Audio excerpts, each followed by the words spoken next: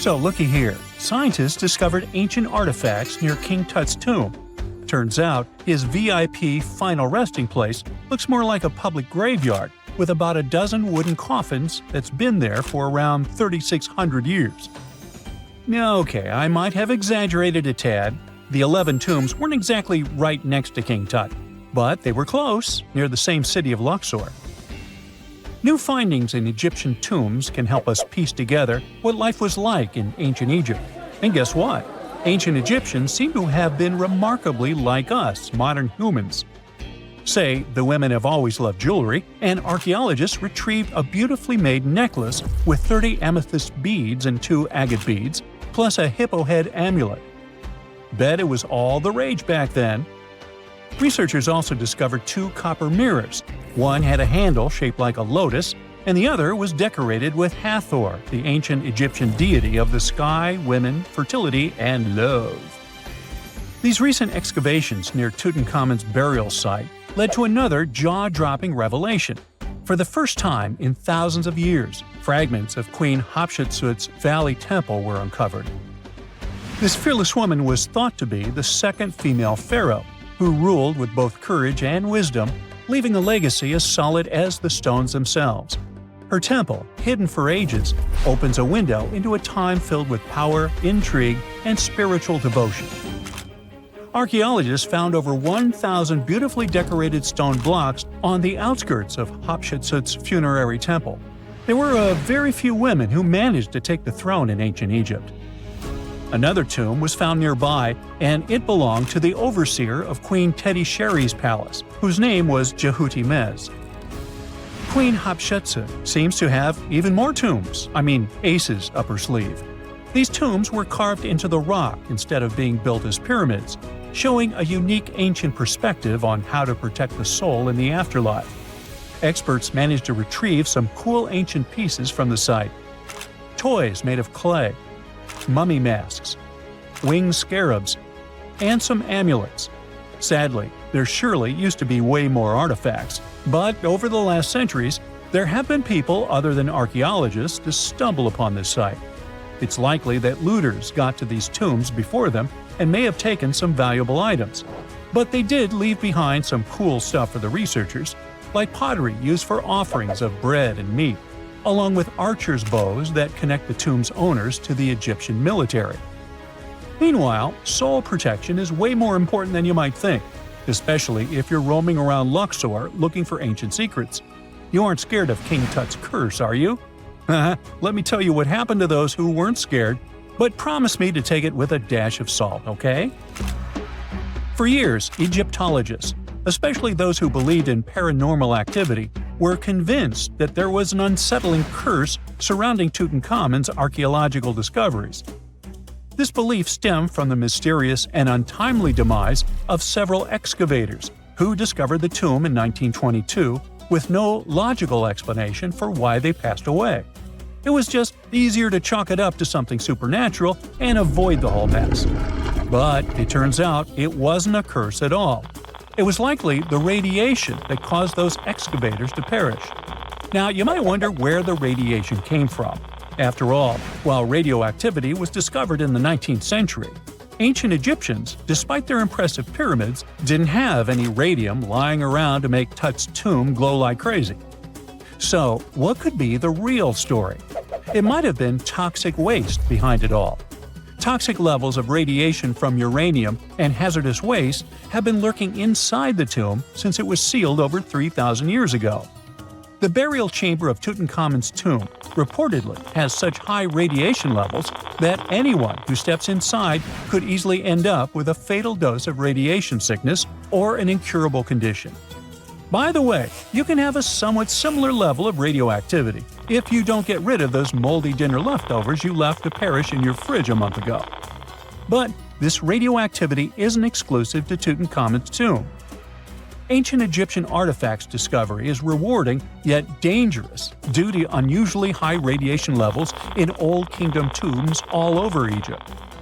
Geiger counters have detected radiation at 2 sites near the Giza pyramids, and radon, a radioactive gas, has been found in several underground tombs in Saqqara. Interestingly, Experts believe that the builders of these ancient tombs were aware of the toxins, as some eerie warnings were carved into the walls of many tombs. One inscription ominously declared, "They that break this tomb shall meet their end by a malady that no doctor can diagnose." Other ominous phrases like "forbidden," "due to evil spirits," only added to the fear that supernatural curses haunted these ancient sites.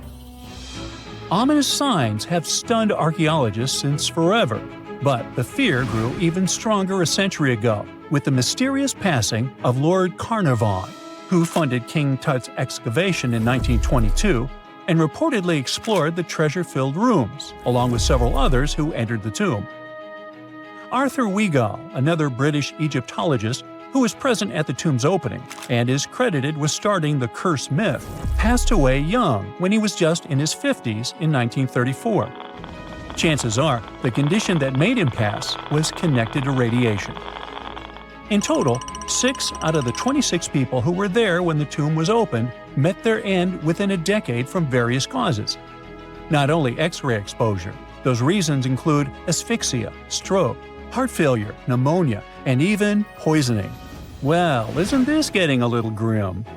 There was one guy who opened the tomb and somehow managed to avoid the infamous curse, Howard Carter, or so it seemed. Some folks pointed to his survival as proof that the curse wasn't real. After digging up the tomb, Carter published several books on the topic and shifted gears from archaeology to dealing in antiquities for various museums. Despite dodging demise or injury, rumors swirled about how the curse may have impacted him in other ways. One of the big stories linked him to Lord Carnarvon's daughter, Evelyn. Some said he was madly in love with her, but she married someone else, so he chose to stay single. Others claimed they had an affair while she was in Egypt, which ended when her father passed away and she left the country for good. However, there wasn't much evidence to support these stories. Evelyn was just 6 when they met, and they remained friends until his last breath. She was even one of the few attendees at his funeral, but denied any romantic involvement, saying they weren't that close. A year after the revolutionary discovery near King Tut's tomb, Evelyn married politician Sir Brograve Beauchamp and had a daughter. That same year, Beauchamp toured the tomb with his parents, guided by Carter himself. Carter never married and, aside from those posthumous rumors about Evelyn, had no other romantic connections. While the curse adds an intriguing twist to his life story, his tendency to keep relationships at arm's length was evident long before the tomb was opened. It seemed Carter just wasn't a people person. In 1939, after battling a serious illness, he ultimately succumbed to fate. He was 64, which was a pretty common life expectancy in the UK back then, so no one really thought it was off and linked it to an ancient curse. When he passed, it turned out he had several artifacts from Tutankhamun's tomb in his London apartment, which were eventually sent back to Egypt, marking what some viewed as the curse's end. Who knows? Maybe if he hadn't had all those ancient souvenirs at his place, he would have lived way longer. But all the other demises might seem off. The curse theory was likely fueled by some strange events during the excavation. Carnarvon got a mosquito bite that became severely infected, and around the time they opened the tomb, Cairo experienced a bizarre power outage and a freak sandstorm. Back in England, the Earl's dog, Susie, managed to escape from Carnarvon's house and began barking frantically at seemingly nothing. At least that's what the staff and family saw. Strangely enough, at the very moment her owner's heart stopped, Susie started howling and fell down without showing any signs of life. Maybe radiation didn't play a crucial role after all, and those were indeed ancient artifacts from King Tut's tomb that made them all perish. Spooky, huh? It's nighttime, and you're about to walk inside Pharaoh Tutankhamun's final resting place. You know, King Tut. You don't have a torch, but at least you came with a flashlight. You walk down several flights of stairs and observe how the walls are carved in hieroglyphics and what looks like a spell. Those who take anything from this place will be doomed for life, the spell says. Even if you don't really believe it, this scares you a little bit. You find a huge stone door. Is it a trap? You manage to open it, but oh no, it's only an empty chamber. You check your map. It seems like you're heading in the right direction. After what feels like hours, you realize you must be trapped inside a labyrinth. You try to retrace your steps, but you can't find the door where you came in from anymore. That's it, you think to yourself. You've fallen for the Pharaoh's trap. What's worse, you didn't bring a lunch. Okay, so we've all seen Hollywood movies where the main character is exploring ancient ruins and faces some seriously dangerous traps, right? We've been told Egyptian royalty protected their final resting places with venomous scorpions and snakes, sliding doors that will trap you for life, and giant rolling boulders that will crush anyone on their paths. The thing is, were these traps truly real? Well, I regret to be the one to break it to you, but this is all fiction. These elaborate traps were too technologically advanced for ancient civilizations to pull off. That is not to say, however, that there weren't any traps at all. Ancient civilizations, like the Egyptians and the Mayans, are known for their practice of building entire monuments dedicated to the ones who had passed away. These structures would often reflect the position a person occupied in society. So, for the really important people, the VIPs of their times, massive monuments were built to host their bodies long after they were gone. Some of these civilizations believed that a person's life would continue on the other side of the veil. For that reason, a person would be buried together with the belongings of their current life. If they had a lot of money and power and stuff, that meant their resting places would be filled with riches and gold. Now imagine if you lived in ancient Egypt and you knew exactly where all the pharaohs' tombs were located and had heard rumors of the amount of wealth kept in these places. Maybe you would be tempted to go check it out, right? We're talking about large rooms filled from floor to ceiling with golden artifacts, jewels, and even money. I mean, it does sound tempting. And since there weren't any security guards protecting the entrance of these places, Egyptians needed to get creative as to how they would protect these riches. These old civilizations found some traps to be useful. A recurring one was building empty rooms inside the monument to confuse a burglar. Now, let's take a look at Amenhotep III's final resting place as an example. It was built in the city of Luxor, in a spot also known as the Western Valley of the Kings. Two French engineers originally discovered the monument between 1905 and 1914 CE. The structure is huge and has more than 10 chambers, connected by long corridors and steep stairways. The King's Chamber is the most hidden one, and for an outsider to try and find it, they will probably enter a lot of empty rooms beforehand. Other pharaohs tried to protect their riches by commissioning monuments with false doors concealing pits that were up to 20 feet deep. This way, an unwarned and unwanted visitor would be surprised by the deep hole on their way to the king's resting chamber. Alongside false doors, pharaohs made sure to build labyrinth-style corridors and false walls. This way, robbers could take hours or days before they found the king's real chamber. As to pits with poisonous snakes on them, if there were any reptiles inside these monuments, they probably got inside on their own and would most likely not stay there for long. There is no way snakes would survive years and years without food inside these pits. So yes, another Hollywood-induced belief right there.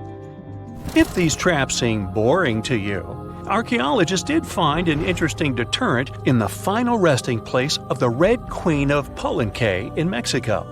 Palenque was one of the most powerful Mayan cities in pre-Columbian Mexico, and the Red Queen was believed to be the grandmother of the last Mayan king, undoubtedly a person of immense importance to the empire.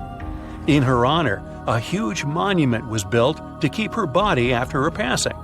The discovery of the tomb itself was already thrilling. Archaeologists found an ancient monument when digging at the site back in 1994. The first thing they found was a room with a hidden door. Once they opened the door, they discovered a long corridor. Finally, at the end of this corridor was the Queen's chamber. The team of archaeologists was beyond excited to unearth this chamber with the mummy of the Queen herself still inside it. They found her to be accompanied by her pearls, jade shells, and expensive rocks. But as the team explored the remains, they saw something rather strange. The room was filled with a red-colored powder.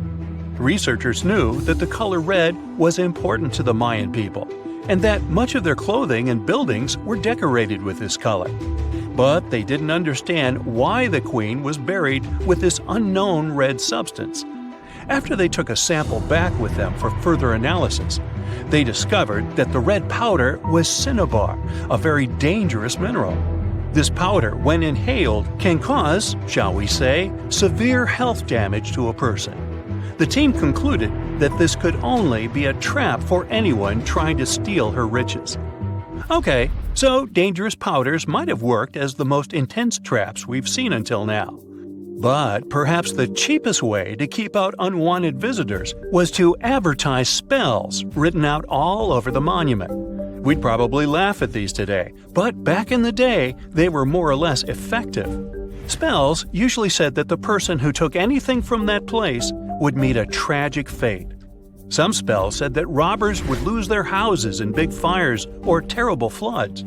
Other spells said burglars would have incurable and undiagnosed health issues, but they weren't really enough to stop people from taking any gold. There are some stories surrounding how these spells might have been real.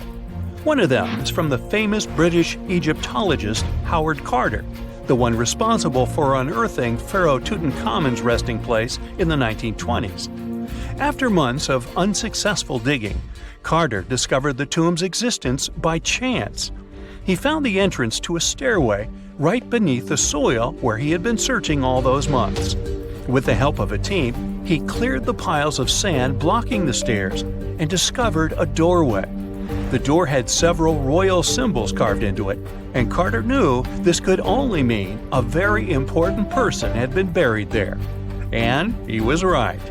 With a chisel, he made a hole in the top left-hand corner of the doorway and lit his vision with the help of a candle. He couldn't believe what he was seeing, the reflection of several golden and jeweled items crowding the chamber before him. Lost for 3,000 years, Carter had just discovered the final resting place of King Tut. But the story didn't finish here. This discovery was accompanied by a series of unfortunate events that led people to believe it had something to do with the pharaoh's spell. Carter himself mysteriously passed away just a few years later, and some of his assistants lost their houses in floods, just like one of the spells threatened. Some say it's just coincidental, as there's no real proof of these things being connected. Well, what do you think? Was this an effective trap after all? Before we get into the reason why and how there are pyramids all around the world, let's talk about some of the examples. I'll start with the Pyramid of the Sun in Mexico. These folks really knew how to build a city. Their well-planned urban center spanned over 7 square miles and boasted several pyramids. But the Pyramid of the Sun is the most impressive. This giant pyramid was built way back in 100 CE and is one of the biggest structures of its kind in the whole Western Hemisphere. It's so big that it's 216 feet high above the ground. If you ever find yourself in this ancient city, you won't be able to miss the Pyramid of the Sun. It's right there on the east side of the Avenue of the Dead, the city's main north-south street. To build this incredible pyramid, around 1 million cubic yards of material were used, including a special kind of red volcanic rock called hued tizontle. Impressive, huh? We don't know too much about the people who built the Pyramid of the Sun or its purpose. But archaeologists believe there was once a temple on top of it. When explorers went below the pyramid in the 1970s, they found a bunch of cool tunnels and chambers. In 2011, they even found a secret stash of clay pots, obsidian pieces, animal bones, human figurines, and a mask. Who knows what other secrets the pyramid is hiding? If you decide to see this one, you must climb the pyramid using the 248 uneven steps on the west side. Watch your step. Sudan got some pyramids too. Nubian pyramids aren't as big as the ones in Egypt, but they still got around 200 of them. These ancient pyramids have been home to the tombs of the pharaohs of the Meroitic Kingdom for almost 1,000 years, who ruled Egypt from Nubia to the Mediterranean Sea. The pyramids at Meroe were constructed using granite and reddish sandstone.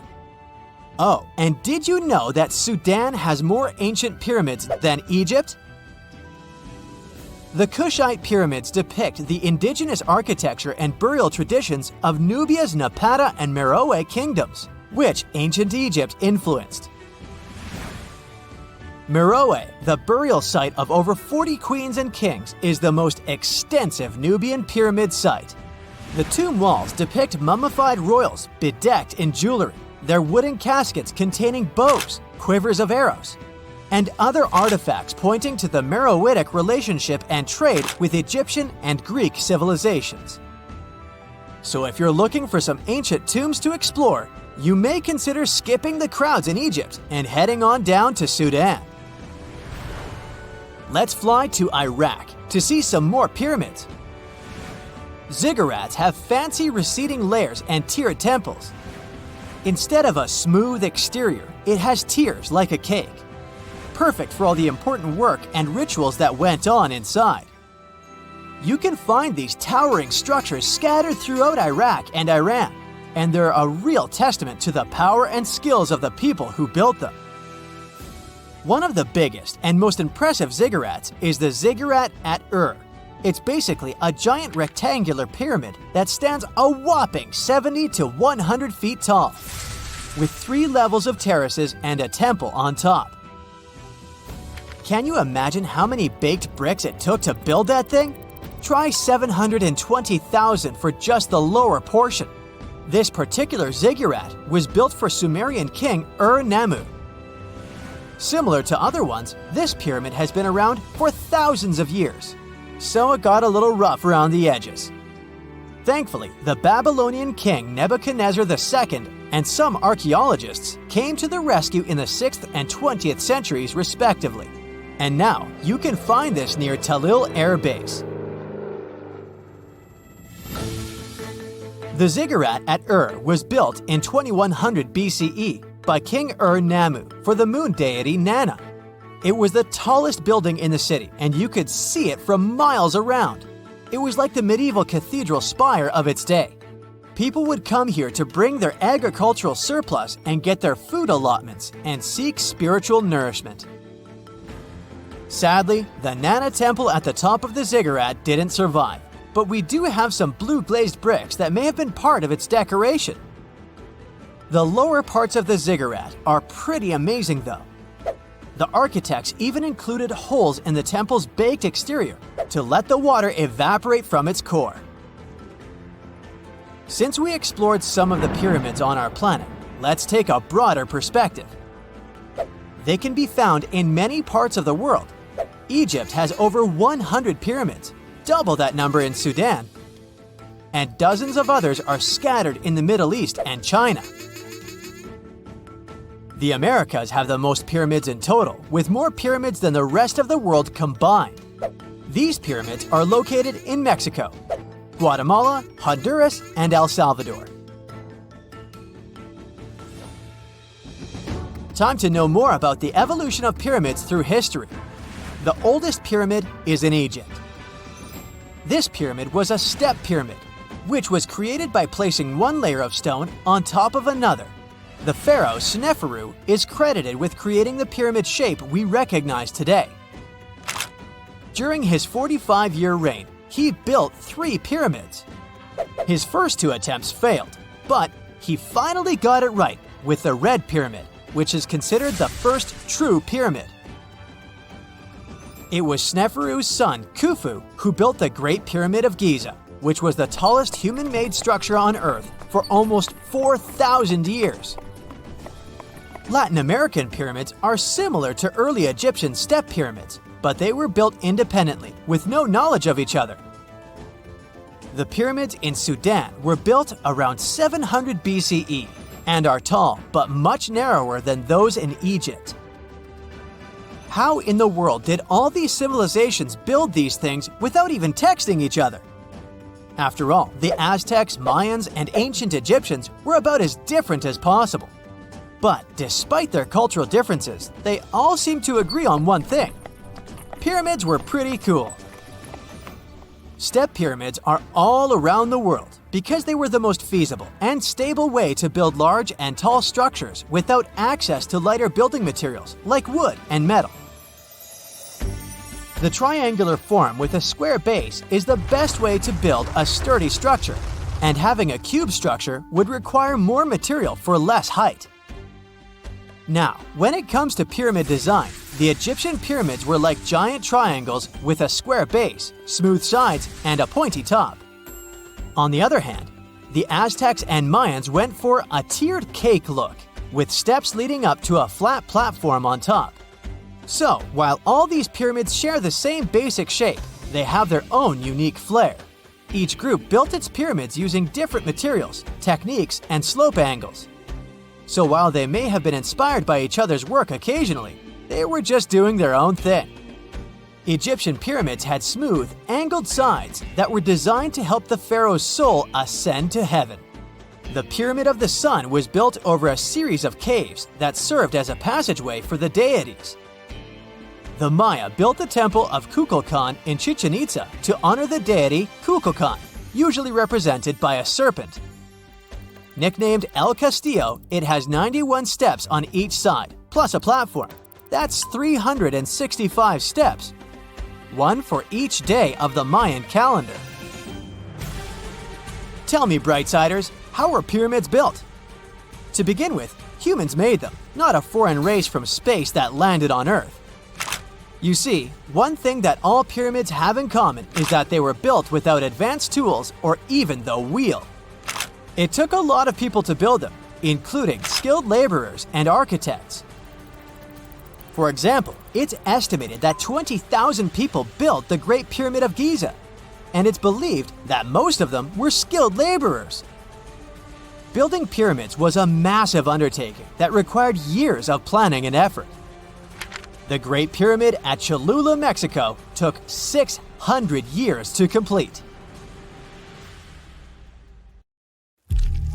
When you hear the word mummy, you might get a chill down your spine. That's because most of us associate this word with those creepy characters we've seen in some scary movies. But in reality, mummies have helped us understand a lot about ancient civilizations, their rulers, and about how people used to deal with losing their loved ones. The people most famous worldwide for their mummies are the ancient Egyptians. They believed that some sort of existence after passing away was possible, if certain conditions were met. That's why they insisted on preserving the human body through the process of mummification and placing the mummy in a furnished tomb, kind of like giving it a fully functioning apartment of its own. Why did they believe in this? Well, because they were deeply connected to their natural environment for the most part. They saw the natural cycles around them, like how the sun rose every day, followed by the moon, or how new life was always sprouting from plants, even after they had wilted away. They also believed that the powerful spirit Osiris, who represented the cycle of passing away and resurrection, played a role in this process. To prepare for the afterlife, the ancient Egyptians followed certain rituals, like mummification, which involved using materials like honey, resins, and incense to preserve the body. There's no other mummy more popular than that of King Tut. He was a young pharaoh who ruled over 3,000 years ago in Egypt. The problem with discovering ancient royal tombs is that most of such burial sites were previously robbed. People knew ancient rulers had been left with many valuable belongings, so those locations became vulnerable to thieves. When King Tut's tomb was opened in 1922, people were excited because it had not been robbed, like many other previously discovered royal tombs. That's how well hidden it was. Inside, his mummy was encapsulated in a total of 3 coffins, including one made of gold. The objects found in his tomb showed us what ancient Egypt was like. And studying his mummy also helped us learn about the culture and practices popular at the time when he passed away. We also learned about his family by looking at his DNA. Scientists were able to discover that he had had a disease called malaria and a problem with his foot that might have made it hard for him to walk. Ramses II was another pharaoh in Egypt who ruled for 68 years, which was quite a lot back in the day. He was known for his expansion campaigns and building projects. Many objects from his time as a ruler still exist today, including a large statue of him.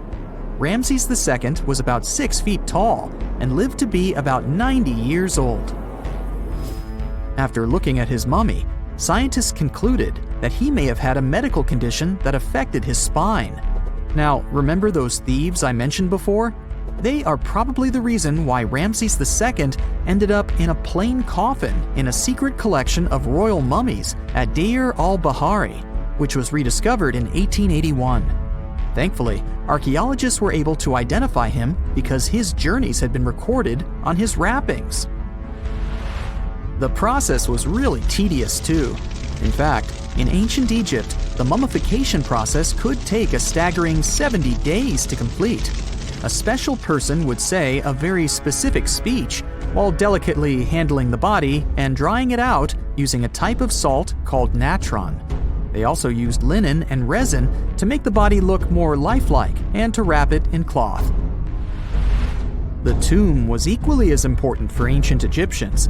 The walls of King Tut's tomb, for example, were adorned with intricate artwork that depicted his journey to the afterlife, from his burial procession to his passage through the underworld. The ancient Egyptians believed that everyone made this journey after passing away, and they filled their tombs with items and paintings to help the person in their spiritual travels. Additionally, the walls of the tomb were decorated with spells from a special book, which contained a collection of poems that the Egyptians believed would help people reach the afterlife. And speaking of how important this journey was, people also placed food in these ancient tombs.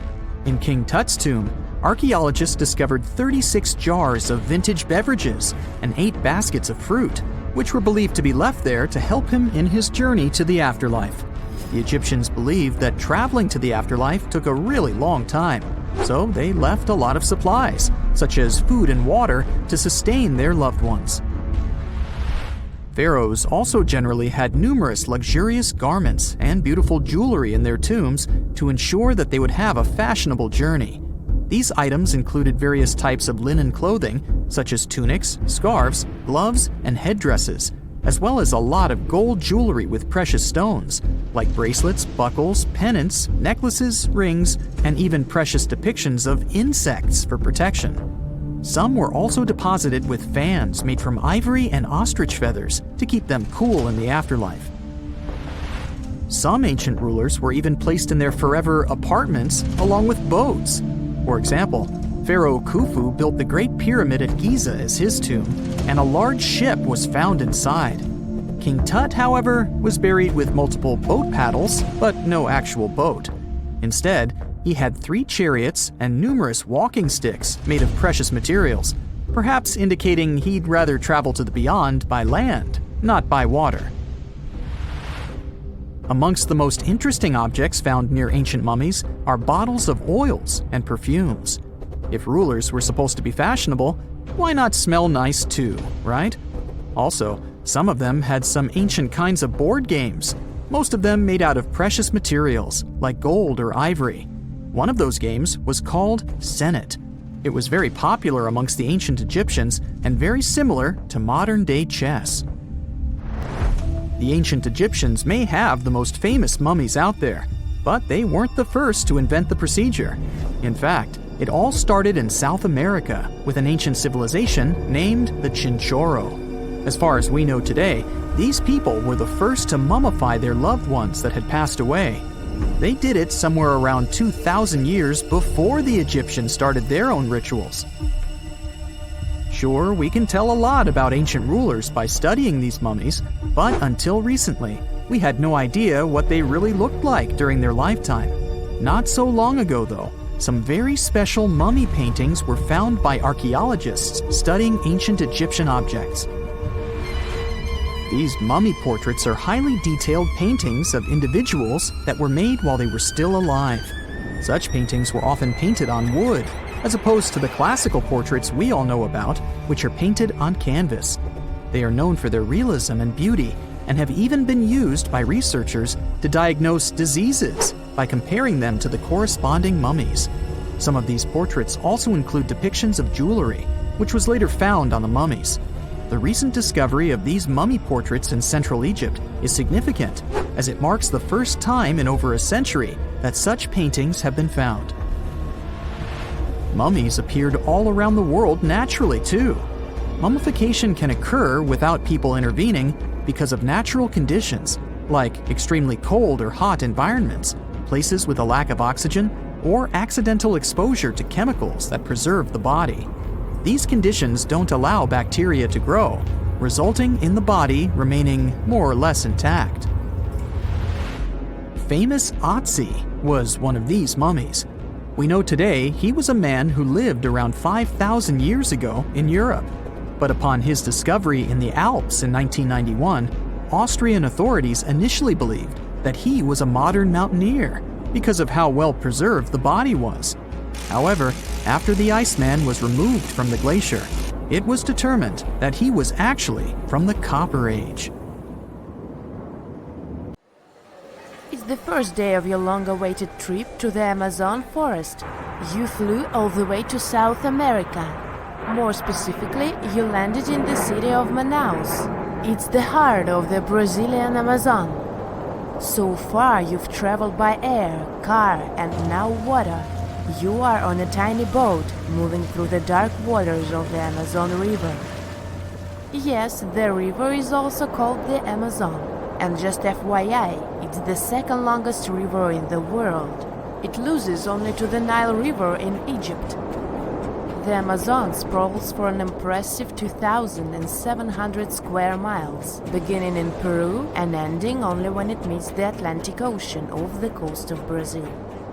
To get a closer look at the forest, you decide to start by exploring it by boat. First up, you watch some piranha fishing. You can even try to catch one yourself if you like. As you may know, piranhas are carnivorous fish that inhabit the Amazon River, so it might not be your best option to go swimming in these waters. One of the most emblematic species of alligators present in the Amazon River basin is the broad-snouted caiman. It looks pretty much like a regular alligator, except for the fact that it has a yellow chin. Your guide leaves the boat and searches the water to show you a caiman up close. He also tells you of another legendary creature that lives in the dark waters of the river, the pink dolphin. Lucky you get to witness a family of pink dolphins showing their fins near your boat.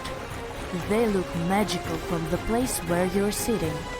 You've probably never known dolphins can be pink, huh? After a few mesmerizing moments, you discover that the dolphin's pink color is nothing but an illusion. The animals are originally pinkish-gray, but due to the brown colors of the Amazon River, they look vivid pink when you stare at them from above. Your guide tells you that the pink dolphin is a central character of Brazilian folklore. Locals believe that the pink dolphins can turn into humans and wander off into towns at night. You get off your boat near one of the entrances to the forest. Now you're going to continue your trip on foot. Your guide says that you are venturing into very dangerous terrain. The Amazon is home to some of the creepiest species of wildlife on the globe. But don't worry, we'll get to see a lot of them today. You've come prepared, of course. Bug spray, a raincoat, and your sharp eyes. Inside the jungle, you need to be alert at all times. You may have heard legends of the anaconda, a snake that can swallow animals as big as a cow in one go. Sorry to break it to you, but those are not just legends. Reptiles like these do actually exist. They live deep in the jungle. Is it right there, moving between the trees? Is it a spider? The so-called Goliath bird-eater is a monster spider. Its legs can grow up to a foot in length, and the spider itself can weigh around 6 ounces. It's also known as the king of tarantulas. You shouldn't get too close, of course. It's not venomous to humans, but its bite can surely sting. As its name suggests, the Goliath bird-eater can even eat birds, as long as they are smaller than it is. Up next, you run into another species of spider that draws your attention. This one is so tiny that you almost don't see it. It's known by the popular name of the decoy spider. You see one of its creations, a gigantic spider built by the tiny Cyclosa spider in order to scare off large predators. This is as amazing as it is creepy. A spider that uses the remains of other insects and dry leaves to create the image of a large spider on its web. If it fools predators, perfect! But to us humans, this work of art looks almost endearing. Who knew there were artists in the arachnid world? Near a small lake, you witness a unique scene. A large snake is slowly slithering its way toward a lizard that is resting on a rock. The lizard seems obvious to the presence of the dangerous reptile, but right as the snake is preparing to attack, the lizard flies the scene in its iconic way. The so-called basilisk lizard is famous for its ability to walk on water, or rather run across the water. This isn't an illusion, just a matter of balancing. The small lizard moves its legs on top of the water very fast, while its long tail serves as a counterweight. I wish I could do that.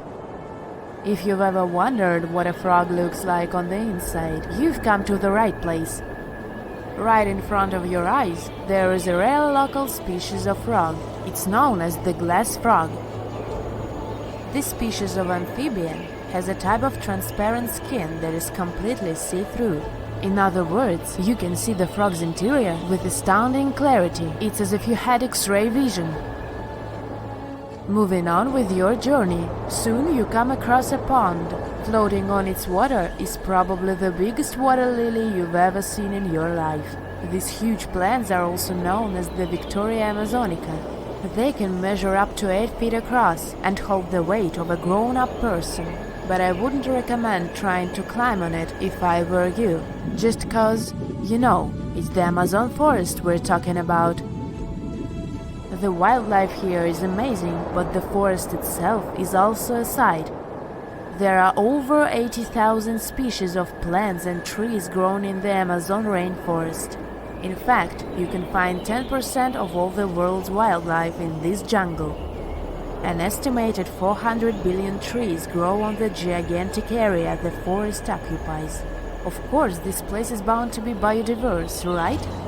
You won't be able to witness this phenomenon during your trip, but your guide tells you about a unique species of tree that is famous for being able to walk.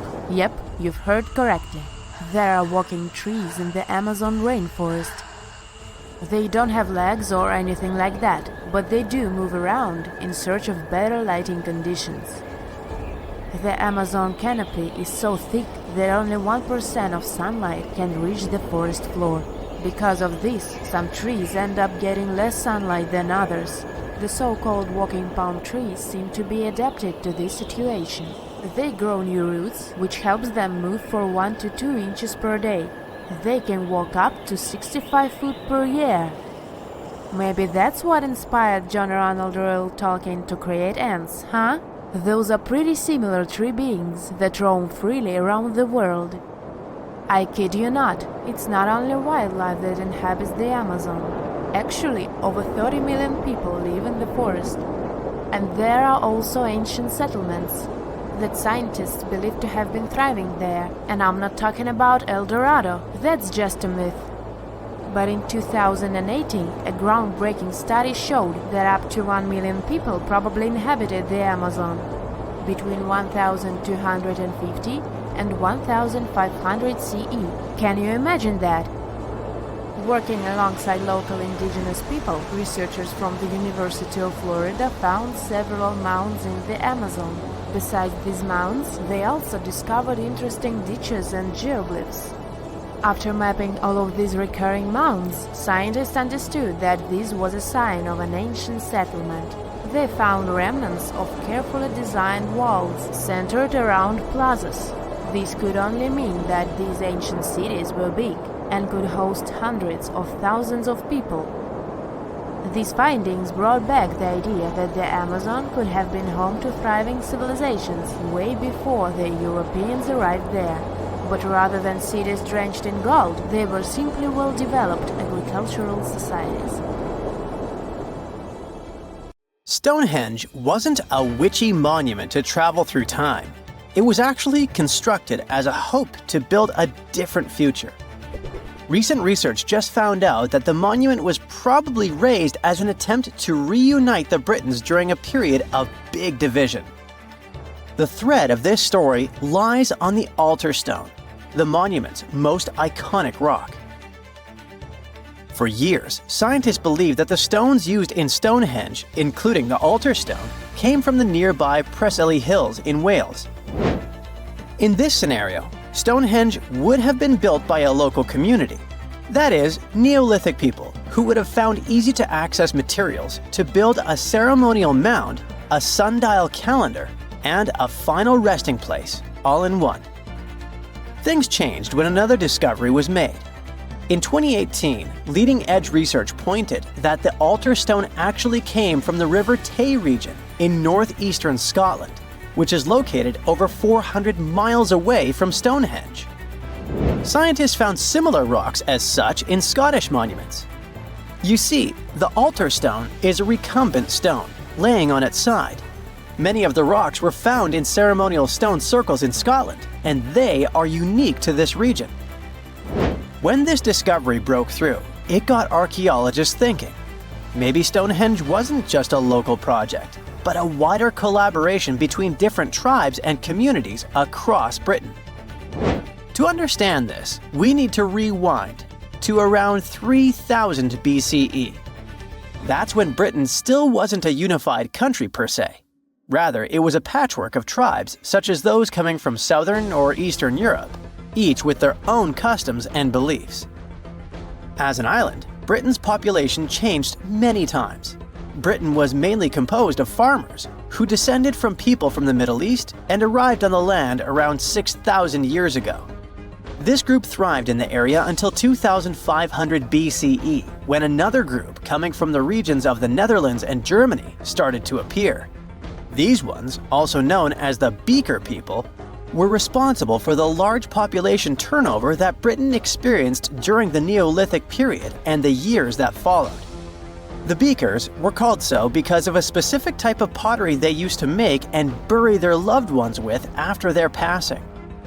It's possible that the original dwellers of the land didn't like it that their land was being repopulated. And what researchers suggest is that Stonehenge was this attempt to reunite the original Neolithic farmer population and regain some type of identity control over their land. They would have invested a lot of time and energy in bringing the altar stone all the way down from Scotland, without the help of wheel technology, for example.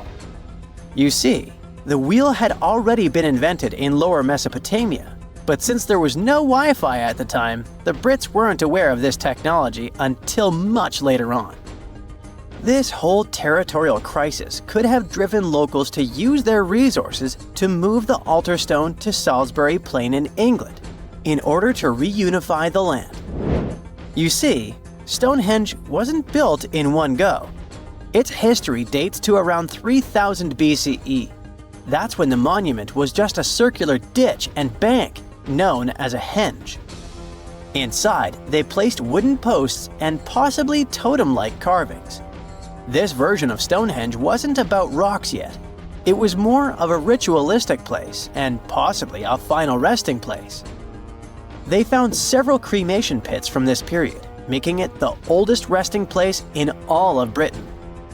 It was only around 2600 BCE that the blue stones came around. The naming might be a bit misleading since they're not literally blue rocks. They have a bluish tinge to them when they're freshly broken, hence the name. These smaller rocks probably came from the Preseli Hills in southwest Wales, which is about 150 miles away from Stonehenge. Some researchers say that the ancient ones believed that blue stones had healing qualities. So we can maybe guess why they went through all of the trouble to move them from Wales to Salisbury Plains, huh? A little bit later than that, circa 2500, that's when we start having the Stonehenge we know and love today. That's when the Sarsen stones started to arrive. The Sarsens are Stonehenge's huge stones.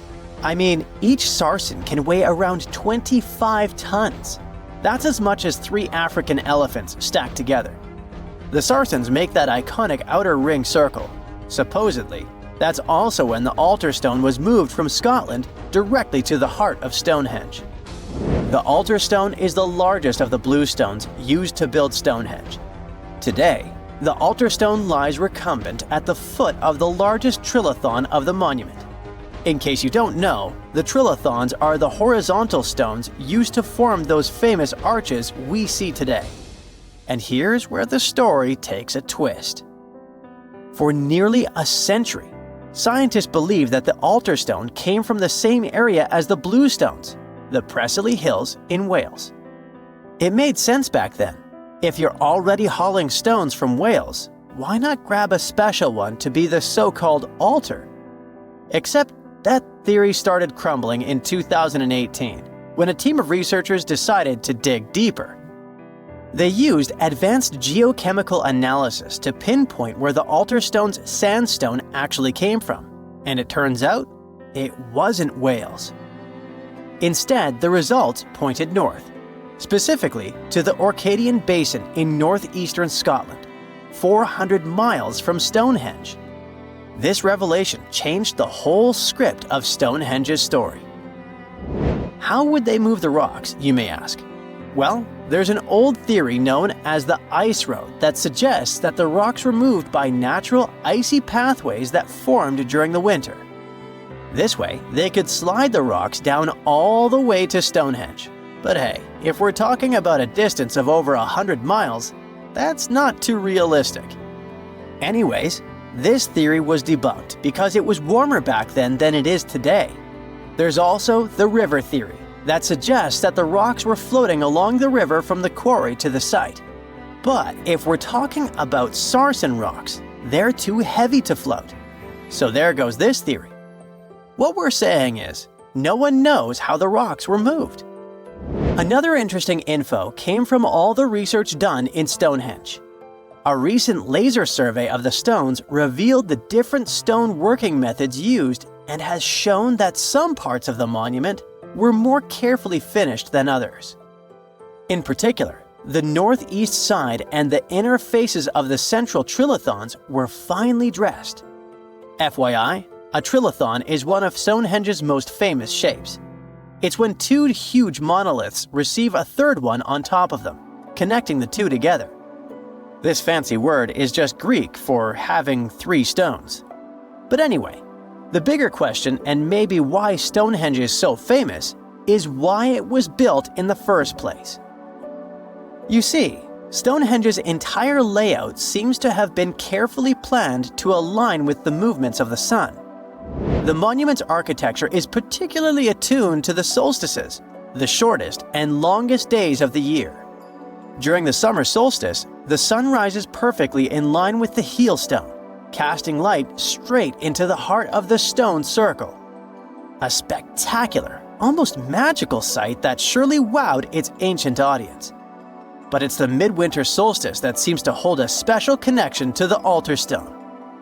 As the sun sets on that day, its light aligns with the altar stone at the center of Stonehenge. To the builders of Stonehenge, this alignment may have symbolized more than just celestial precision. It likely carried profound ancestral and spiritual significance. The altar stone, illuminated by the setting sun, could have been seen as a bridge between worlds, connecting the living with their ancestors, the earth with the cosmos, and the present with the eternal. In a world without calendars, clocks, or weather apps, the solstices were everything. They marked the rhythm of life, guiding agricultural cycles and spiritual rituals alike. So Stonehenge wasn't just about the stones or the people who built it, but perhaps a way to honor their ancestral roots in an ever-changing world. Scientists have recently discovered Leonardo da Vinci's hidden passages under a medieval castle in Italy.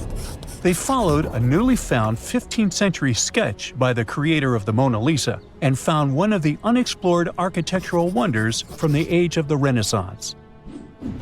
Construction of the Sforza Castle started back in 1358, but it was destroyed about a century later during a local crisis.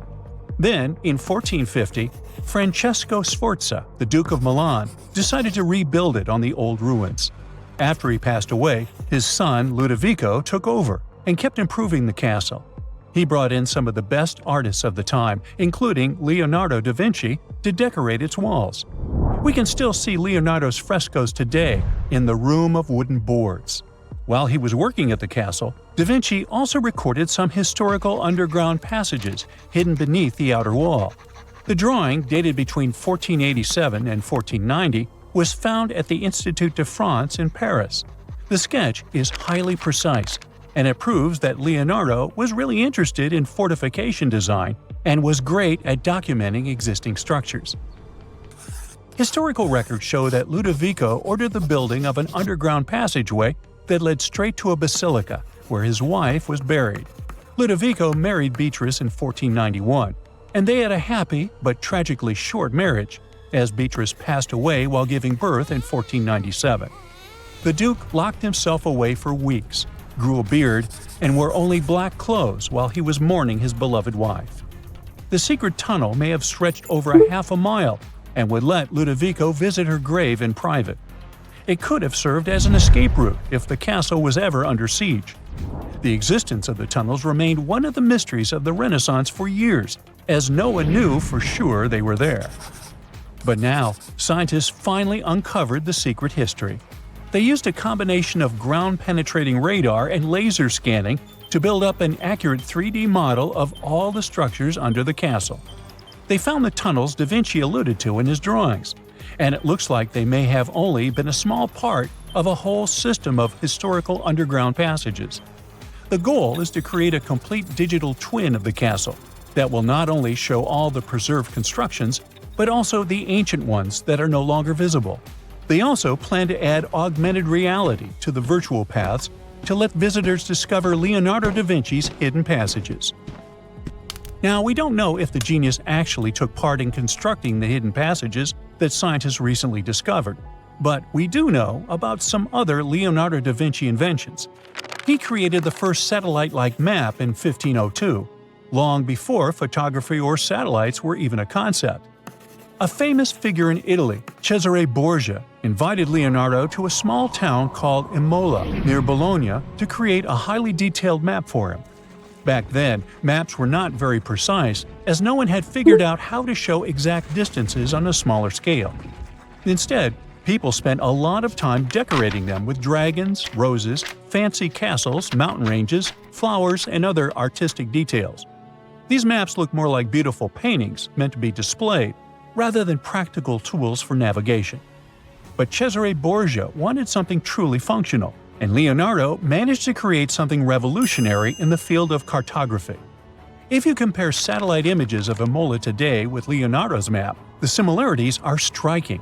He captured every alley, curve of the streets, roadways, and even the exact sizes of the buildings. And he did it all by hand, using just a pencil, ruler, compass, and several of his own clever inventions. To gather all the necessary data, the genius walked through the streets for weeks using a large wheel that spun as he moved, recording the distance with a cable. Using the magnetic compass, he determined precise directions. He also developed a tool called the bussola, which measured angles inside a circle. With this, he could track the exact turns of each street and the size of the intersections. He figured out the distances between houses and major roads.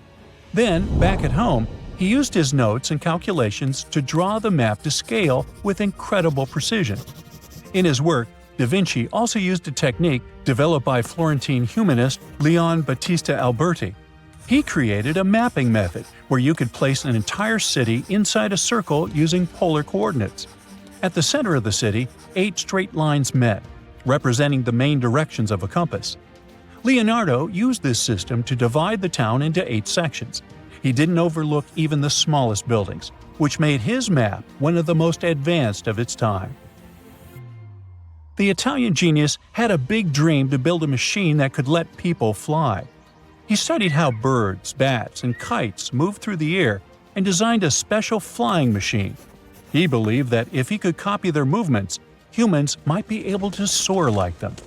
Da Vinci's design looked a lot like a bat, with 2 large pointed wings that stretched over 33 feet wide. He planned to build the frame from lightweight pine wood and cover it with raw silk to make it strong but not too heavy. The person flying it would lie on their stomach on a wooden board in the center. To make the wings flap, the pilot had to pedal a crank with their feet, which was connected to a system of rods and pulleys. There was also a hand crank for extra power and even a headpiece to help steer. As the person moved their hands and feet, the wings would flap and twist, just like a bird's. But there was one big problem. Humans aren't strong enough to make the machine lift off the ground. Even though it might have worked once in the air, there was no way for a person to get it flying on their own. Leonardo probably realized this, but his amazing idea still inspired flying machines that came centuries later. Da Vinci was way ahead of his time with many of his inventions, but his idea for a humanoid robot was especially futuristic. He was working under the patronage of the Sforza family, the one that had those ancient tunnels of Italy built. The genius designed a mechanical knight that could move its arms, turn its neck, and even open and close its mouth. Da Vinci had good knowledge of anatomy and the mechanics of body movements that helped him. His unusual creation used an external system of cables. A hand crank set it in motion, and there was also an internal gear-driven mechanism.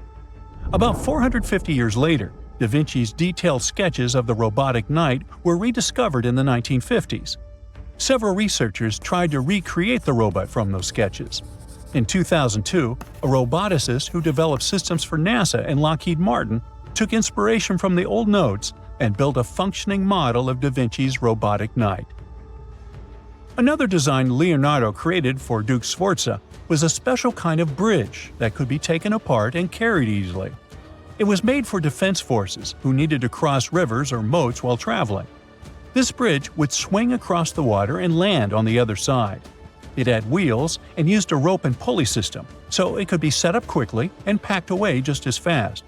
To keep it steady, it even had a special weight to help balance it. Leonardo wrote in his notes that the bridge was light yet strong, and he designed several bridges like this for the Duke. One of his other designs was a bridge that could be built very quickly, and the defense forces would move across multiple rivers. As scientists continue to study Leonardo da Vinci's hidden passages, they reveal new chapters in human history. Who knows what other unexplored architectural structures they will find? Have you heard of Göbekli Tepe? It's an ancient site in Turkey that literally made historians rewrite history books. Over 11,000 years ago, a group of prehistoric humans crafted an enigmatic masterpiece that's even older than Stonehenge.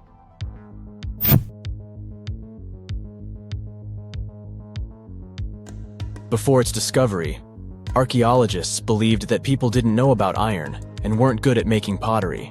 They were sure that settled life only emerged with the need for agriculture. But Göbekli Tepe changed this belief.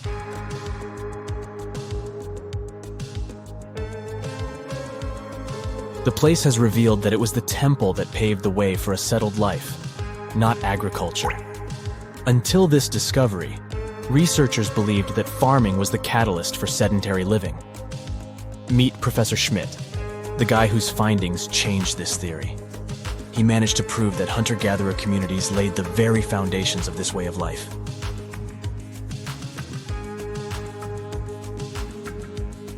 Back in the 1960s, other archaeologists visited the area, but they totally missed the mark. While surveying the region, they stumbled upon a hill with scattered limestone slabs and concluded it was just an old burial ground from medieval times. Little did they know that there was so much more to uncover.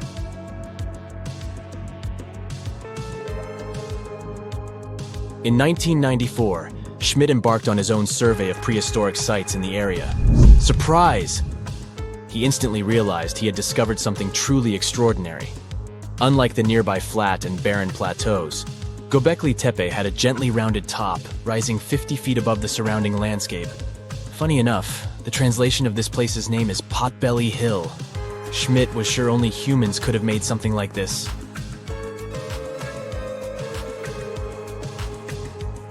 Those broken limestone pieces that were mistaken for gravestones turned out to be way more exciting. It was like stumbling upon a hidden treasure. The pieces took on a whole new meaning, and Schmidt with his team was about to dive into the secrets waiting beneath the surface. To their surprise, they found no traces of a settlement. No hearths for cooking, no houses, and none of those adorable clay figurines commonly found in nearby sites of similar age. However, they uncovered that those ancient people used tools like stone hammers. So, Schmidt and his team put their heads together and took a wild guess at the age of Göbekli Tepe's stone structures. Their estimation got backed up by some limited carbon dating done right at the site. The ancient vibes of this place were finally starting to make sense. It was like a puzzle slowly coming together.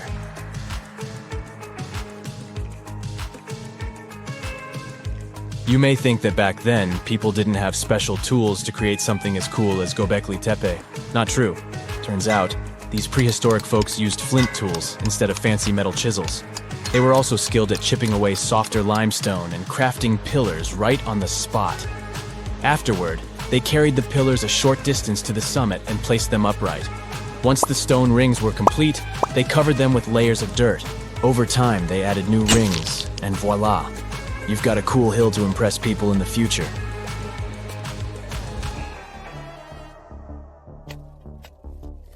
During their first year of excavation, the team went through 15,000 pieces of animal bones from wild creatures.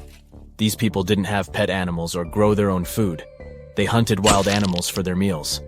But things were about to change, because the place had everything they needed to start farming. Scientists say they had wild sheep and wild grains that could be domesticated. And guess what? Just 20 miles away, geneticists found evidence of the world's oldest domesticated strains of wheat at a prehistoric village.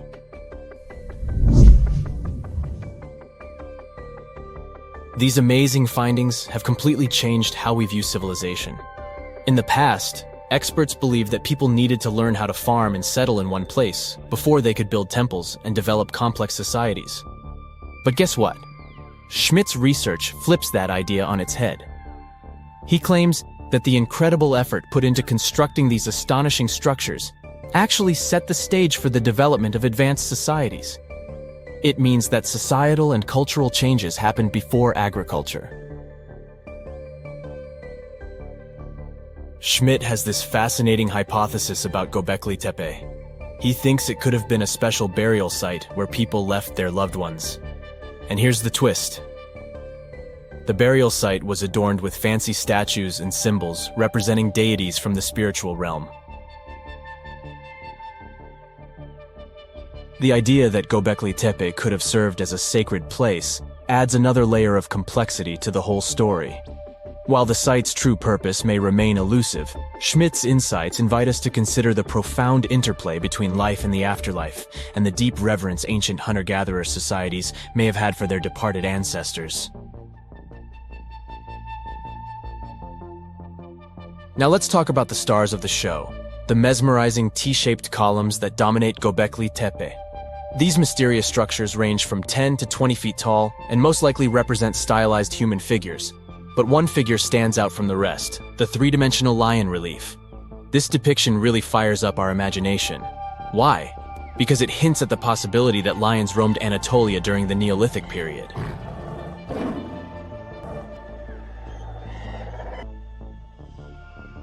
These standing stones are arranged in circles and placed in rectangular pits.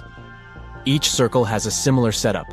Two big T-shaped pillars in the center, surrounded by slightly smaller ones facing inward. Talk about a stylish arrangement. These towering pillars reach a whopping 16 feet and weigh between 7 and 10 tons. Some pillars are plain and simple, while others are like works of art with intricate carvings. Foxes, scorpions, and vultures come to life, crawling and twisting on the pillars' sides. But it's not just animals depicted on these stones. Some pillars have abstract shapes representing humans, and even small carvings of clothing items. Some of them even have belts. Now, there's one pillar that stands out from the rest like a rock star. This super old stone pillar suggests that a comet crashed into Earth.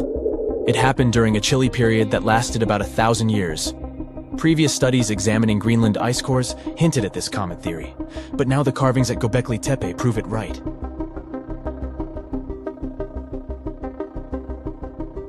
The carvings on the pillars are like a historical comic strip. They even show a headless human figure. Researchers fed the images into a computer and discovered their connections to constellations, indicating that this temple might have been an ancient observatory. It's like our ancestors were trying to document this cataclysmic event in their own unique way. Archaeologists have been excavating and researching Göbekli Tepe since the mid-1990s, peeling back layers of history and providing us with a deeper understanding of the intricate relationship between various elements. They have no plans to stop the whole process for another 150 years. Who knows what else they'll find? You see, Göbekli Tepe has been labeled purely as a ritual site with no signs of domestic activities.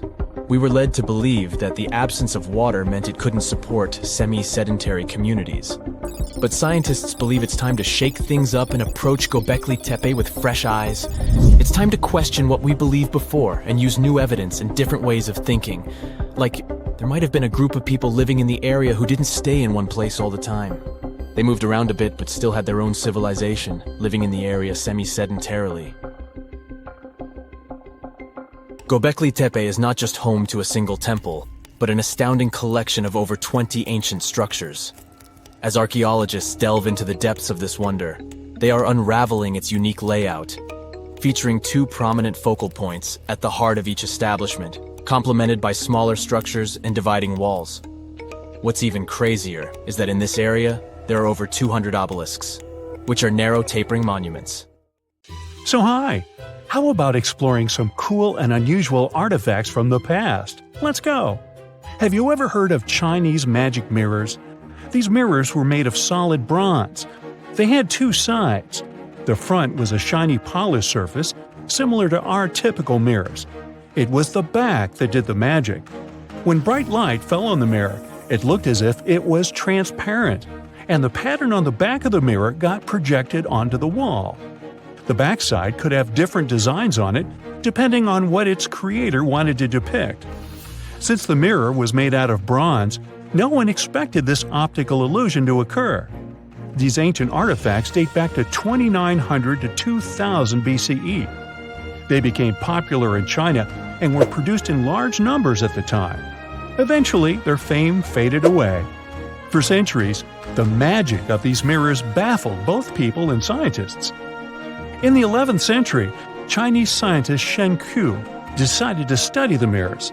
He conveniently had 3 of them.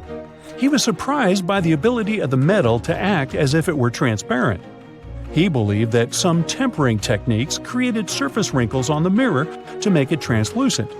Yet these wrinkles were imperceptible to the human eye. It turns out he was right. Many scientists tried to decipher the open mirrors over the centuries, but remained clueless. Finally, in 1932, William Bragg discovered that Shen Ku had been right about imperceptible surface wrinkles all along. Every once in a while, people open multiple tabs in a browser and come to a point where there's no room for a new tab. Apparently, this had also been happening long before computers and the internet were invented. Meet the 16th century browser. This is a full-size book wheel. It's kind of a custom-made rotating bookshelf. Gregory Hayworth, a specialist in textual science, says that this tool has a system of epicyclic gears. That means that the book wheel has a working principle like a planetary system. One gear rotates around another. The shelves of the device maintain a constant 45-degree incline that holds the book securely as the giant wheel turns.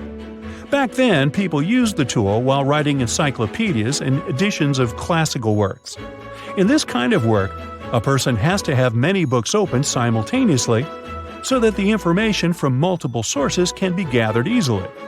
Italian engineer Agostino Ramelli is the inventor of this piece of early modern machinery. What if I tell you that sponge divers in Greece accidentally found an ancient computer?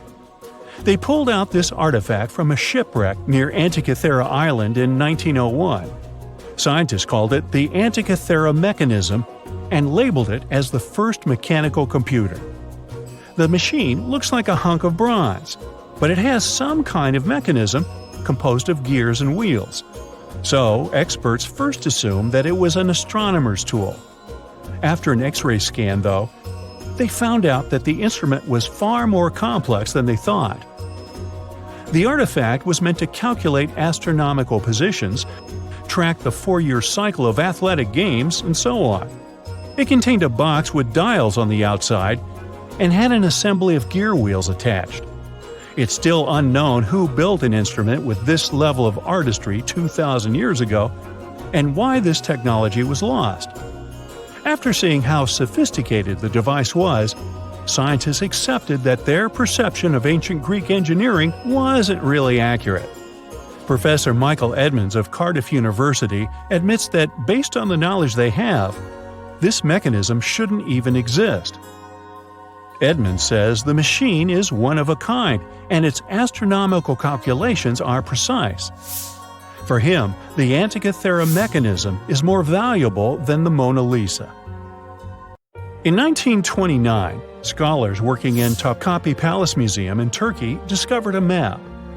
It became famous for being the oldest map showing the Americas. Perry Reese drew this detailed map on a gazelle skin in 1513. He depicted Europe, North Africa, the coast of Brazil, and several islands, such as the Azores and Canary Islands. The most exciting thing is that he created the map only 21 years after Columbus had set foot in the New World. Well, it was new to him. Perry Reese was a maritime scholar and a successful naval commander leading the Ottoman fleet. Yet, while drawing the map, he relied not only on his expertise in sailing. He created it by assembling and referring to 20 other regional maps, like the Arab map of India, 4 Portuguese maps, and the map of the western parts drawn by Columbus. Yes, the part he got from Columbus raised the heartbeat of many historians. Columbus drew a map during his 3rd voyage to the New World and sent it to Spain in 1498. It's assumed to be lost. Surprisingly, historians can now understand what Columbus noted down by looking at Perry Reese's map. Fun fact, he also drew another world map in 1528. Even though only about 1/6 of this map has survived, it's clear that it described the northwestern part of the Atlantic, the region from Venezuela to Newfoundland, and the southern tip of Greenland. The map also showed Antarctica centuries before its discovery. Historians had to rethink the chronology of history after getting this crazy information. Perry Reese described Antarctica's topography without ice in great detail. In the 1930s, workers found dozens of stone spheres in Costa Rica. Locally, they're known as bolas de piedra, literally stone balls. They were made by a civilization lost in time.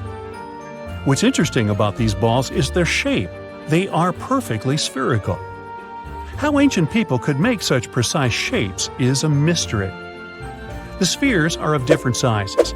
Imagine a small one, like a tennis ball. Then put another one next to it, 7 feet in diameter. The largest spheres weighed 16 tons. Archaeologists are sure that these balls are human-made. Yet their purpose remains unclear.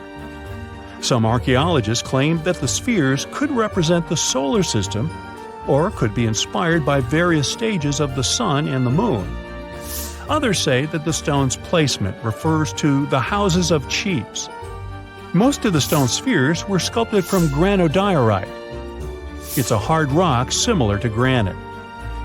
Experts believe that ancient people used smaller rocks from the same material as tools to shape these spheres. They also think that sculptors probably heated portions of the stones and then cooled them rapidly. This could have helped them to remove the outer layers of rock.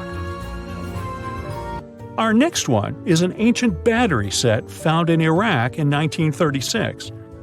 The set consists of a ceramic pot, a copper cylinder, and an iron rod. At the top, the iron rod is isolated from the copper by asphalt, and both the rod and cylinder fit inside the mouth of the jar. The copper cylinder isn't watertight, so if the pot was filled with a liquid, it would surround the iron rod as well. Archaeologists focus more on the oxidized iron rod because the vessel just needed to be filled with an acid or alkaline substance to produce an electric charge. After examining this bizarre artifact, an Austrian archaeologist hypothesized that the instrument made use of chemical reactions to generate electrical energy. That's why they likened the instrument to a battery. An ancient civilization might have used it for some kind of electrotherapy. Yet there isn't any electroplated object known from this period. So Koenig's hypothesis was rejected by many archaeologists, but nobody has proven him wrong either. The origin and purpose of the vessel remain unclear to this day. So, want to see the world's oldest art studio? In 2011, archaeologists found 100,000-year-old shells in a South African cave. Those shells were used for paint making.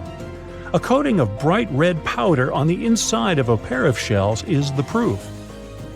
Archaeologists say they found a complete kit used to produce a pigmented mixture. Now, in a different part of the cave, several paintings were displayed with little price tags on them intended for sale. Nah, just kidding. Although that big one over there would look good over my couch. If someone finally invents time travel and you hop on a trip to the past, you won't recognize many of the things you know and love today. The Statue of Liberty and the Egyptian pyramids, some basic gadgets like the remote control and your laptop, and even the corn you have for lunch have all changed beyond recognition. When the pyramids were originally built in ancient Egypt and Giza and other places, they didn't look sandy brown at all. All of them were covered with white limestone. If you had seen them under the hot African sun, you'd have to look away. That's how smooth and shiny they were. Builders used around 6 million tons of this material for the Great Pyramid of Giza alone. It's the largest one you can still see on your trip to Egypt. The local rules were quite a thrifty crowd, and they reused some of the casing stones for other construction projects. A massive earthquake in the 14th century has also loosened some of the stones, so you won't see a lot of limestone, but some of it is still there, on top of the Pyramid of Khafre in Giza. It looks like it has a second peak on top of the first. In ancient times, all pyramids used to have capstones called pyramidions, covered in a mix of gold and silver. Most of them have been lost over the centuries, but you can still see a few of them at museums. They show images of Egyptian deities. The pyramids were probably modeled after a sacred pointed stone, the benben. It represented the rays of the sun. Now, lifting heavy rocks wasn't so simple without the tech we have today. I guess you'll agree with me if you helped your friends move at least once, and they made you carry the couch. But those smart Egyptians of the past thought of that and chose the pyramid shape. It lets the weight distribute evenly throughout the whole thing. The Statue of Liberty has also had a major makeover since it was first unveiled in 1886. Believe it or not, it used to be a shiny brown color, just like a penny. 20 years later, it changed its color to green. It wasn't a fashion statement, but a chemical reaction. The statue is covered with hundreds of thin copper sheets. When copper reacts with air, it naturally forms a protective layer called verdigris. This layer protects what's under it from corrosion, and that's why statues and other things made of copper, brass, and bronze can last so long. When Lady Liberty first turned green, people in authority decided it would be a good idea to paint it all over. It was way before social media, so you couldn't just drop an angry comment under the post describing the idea. But they wrote about it in the local newspapers, and the public didn't love the idea. Then the Times interviewed a copper and bronze manufacturer, and he confirmed they shouldn't repaint it, because removing the protective layer would mean destroying the statue. Over the years, people have suggested painting Lady Liberty several times, but no one has ever done it. I don't know about you, but I can't imagine that lady in any other color, so I guess it's for the better. You love bananas as much as I do? Next time you enjoy a juicy soft one, remember you gotta thank selective breeding for that texture. The original wild bananas had many large, hard seeds and not so much delicious pulp. And hey, who doesn't like a sugary watermelon? It has a history of over 5,000 years, and it used to have bitter, yellowish white flesh and was really tricky to open. Selective breeding saved the day again, and watermelons got way sweeter. Japanese scientists went further and invented the seedless version. Corn's grandmother is a Mexican grass called teosinte. The kernels in this grass were small and hard to get. Farmers from many thousands of years ago saved the seeds only of those plants that were larger or tastier, or with kernels that were easier to grind.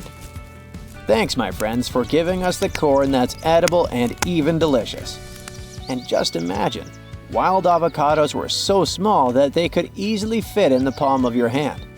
The pit in them was so large you wouldn't find much edible material inside. They also had a much harder shell than the ones we're used to. You probably wouldn't get a lot of work done without your beloved computer today, but I can't tell you exactly whom to thank for this invention.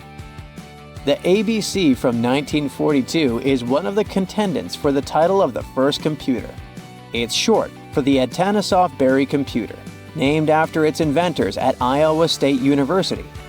The ABC weighed over 700 pounds. Yep, yours must be way lighter than that. That big boy consisted of around 300 vacuum tubes and had a rotating drum, a little bigger than a paint can, and had small capacitors on it.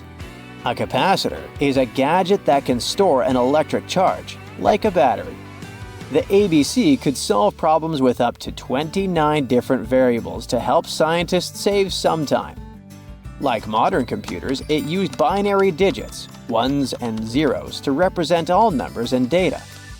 Because of that, it was possible to do the calculations electronically. And now, my favorite part, the ABC finished one operation about every 15 seconds. Just for you to compare, it's millions of operations per second now. Unlike the tech we use today, the ABC did not have a changeable stored program, so the program could only do a single task at a time. An operator had to write down the intermediate answer and then dial that back into the computer.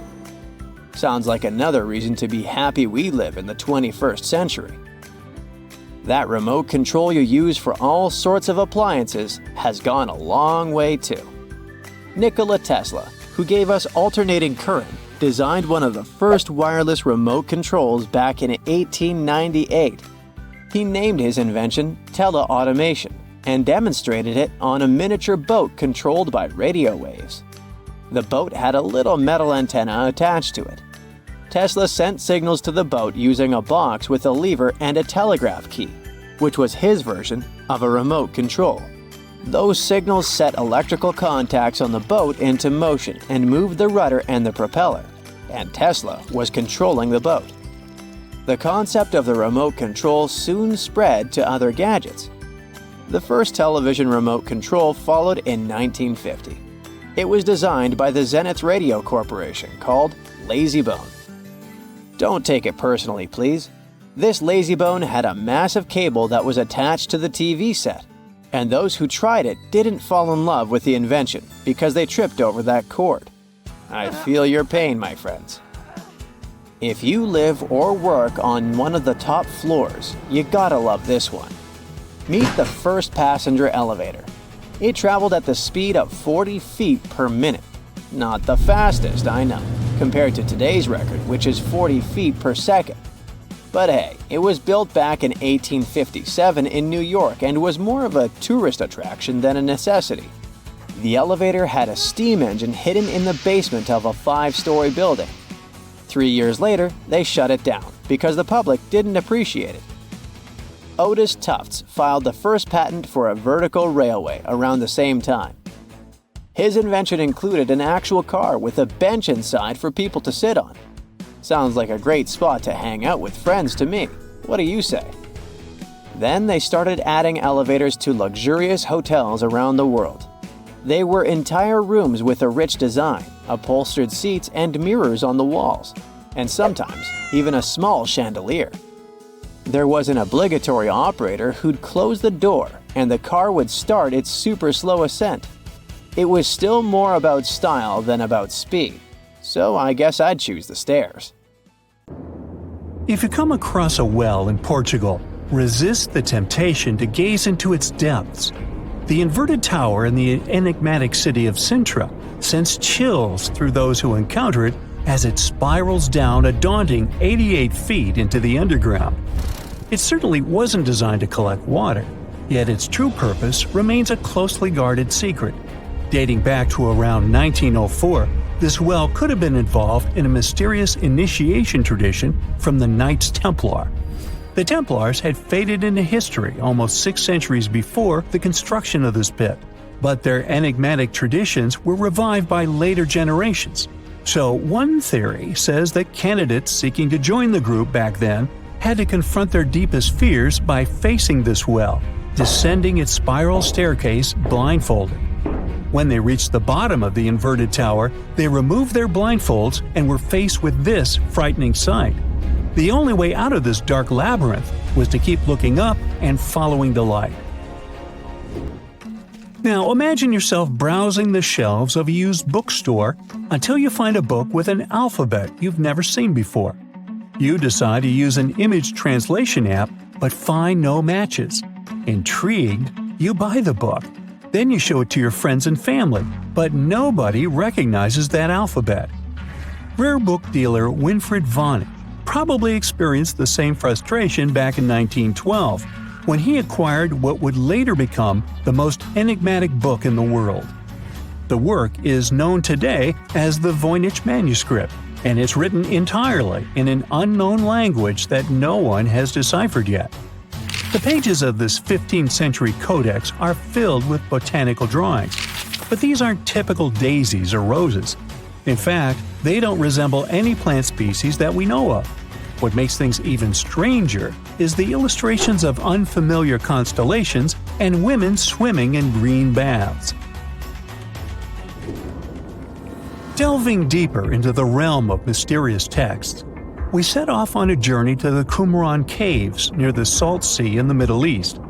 In 1952, a team of archaeologists stumbled upon 2 scrolls made of highly oxidized copper at the site.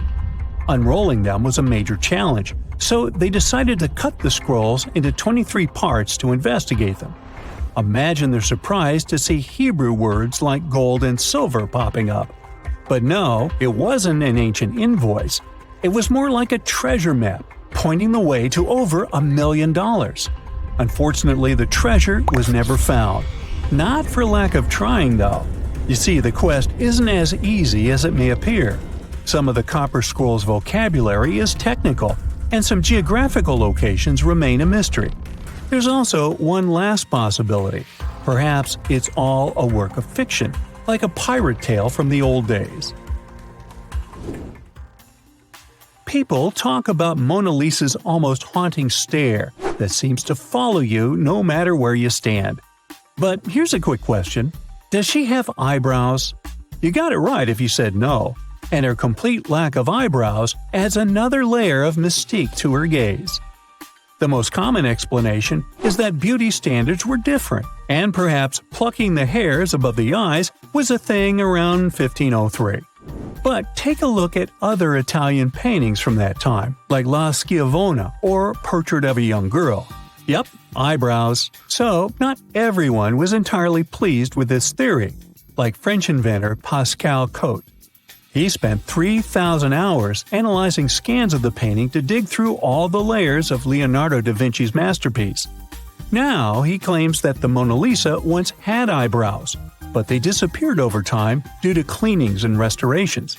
Some historians, however, still question his findings, which means that Mona Lisa's style, or lack of it, remains an unsolved mystery.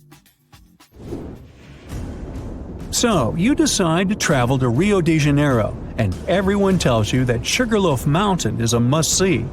When you spot the mountain from a distance, you realize that the stone has a cavity. But around noon, the whole view changes. The shadow in that cavity takes the shape of a bird, an ibis to be precise. A local legend links this bird shape to the ancient Egyptian deity Thoth, as if the ancient Egyptians once visited Rio de Janeiro and were somehow inspired by the natural phenomenon. But it's probably just a big coincidence. I mean, literally. The real mystery, however, lies in the waters around Sugarloaf Mountain. In the 80s, archaeologist Robert Marks got a tip from locals about a treasure hidden beneath Guanabara Bay. He dove in and found quite a few Roman amphorae. You know, those ancient vases with two handles? His discovery could potentially provide evidence of a Roman shipwreck that might have reached Brazil 17 centuries before the Portuguese even set foot there. However, he couldn't proceed with his research, and to this day, the idea of the Roman presence on Brazil's coast remains uncertain. The true location of Cleopatra's tomb isn't the only ancient Egyptian mystery. Many secrets are carved into the walls of ancient structures, like in the Temple of Seti I. Take a close look at this hieroglyph, and you'll notice that it resembles a modern-day helicopter. Look to the right, and you'll see an engraving that looks like a submarine. Odd, right? The most reasonable explanation for this has to do with the legacies of different rulers. When a new pharaoh came to power, they had their own hieroglyphs added over the original ones. But this is still a topic of debate, as some Egyptologists believe that these mysterious hieroglyphs may represent some kind of ancient technology. The same applies to the Dendera light. The image found in the underground passageway of the Hathor Temple is a subject of significant controversy in Egyptian history. Some researchers suggest that the inscription simply represents a rising sun, while others interpret it as evidence of some kind of modern lighting system. And it does indeed resemble Crookes' tube, one of the early experiments with electrical discharges. Although there's no concrete evidence of ancient Egyptians having modern electricity, some historians believe that this theory could help explain why many discovered tombs don't have any residues left behind from the use of oil lamps or candles. A lot has been said about the mysterious pyramids of Egypt, but many people tend to forget that other inexplicable structures had already existed even before them. Our next stop takes us to Turkey. The top of a hill known as Göbekli Tepe, near the city of Urfa, holds an ancient secret. It features more than 20 circular stone enclosures dated back over 11,000 years. Many of these have heavily carved stone T-shaped pillars adorned with eerie human figures with folded hands. The most accepted theory is that it's the world's first temple, likely used for rituals or social events. But the greatest mystery lies in how it was built, as this site existed before the domestication of animals or the use of metal tools. So the construction must have been very difficult, challenging our understanding of the historical timeline. Now, I hope you're not afraid of heights, because we're about to take a flight over the Nazca Lines. You've probably already heard about these massive mysterious drawings etched into an arid region of Peru. They come in many different shapes, like a spider, a monkey, and even a Google-eyed ET that is probably just a fisher. Anyway, this story got some fresh chapters in 2022 when an additional 168 new drawings were discovered. The original ones could only be seen from the air, but these new ones are much smaller and can be observed from the ground. However, one thing they have in common is that their purpose remains totally unclear. Some might call them the largest-scale calendar in the world. Others suggest that they served as a tool for agricultural purposes. Of course, many theories have emerged in an attempt to give the Nazca Lines a meaning. But the truth is that they remain some of the most important unsolved mysteries in history. There's this interesting ancient site near St. Louis, Missouri, that a lot of people don't know about. It's called Cahokia, and it used to be a huge city with up to 20,000 people living there back in the 11th century. It's full of these massive earthen mounds that were built by hand, and the biggest one is still there today, at the Cahokia Mound State Historic Site. Even though we don't know everything about this civilization, researchers have been able to piece together some information from the remains they've found. For starters, they found some pretty old teeth at this site. After studying their appearance and structure, scientists suggest that a lot of different indigenous groups lived there. About a third of them came from other areas in the middle of the continent, which they figured out by studying the different levels of various substances in the teeth.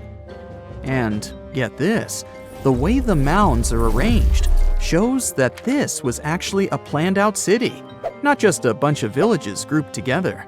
The rulers lived on top of the mounds, while everyone else lived in other structures. It's amazing to think that they were doing things like farming, hunting, logging, pottery, and weaving, all within this one giant city.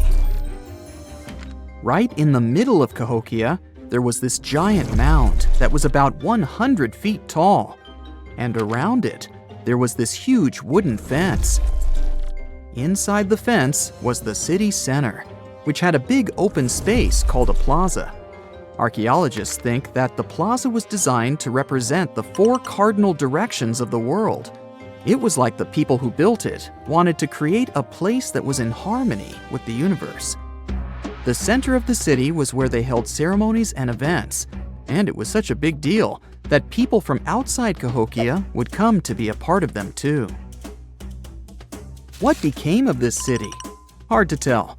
Some people think that the reason it fell apart is that they cut down too many trees and the land got all messed up.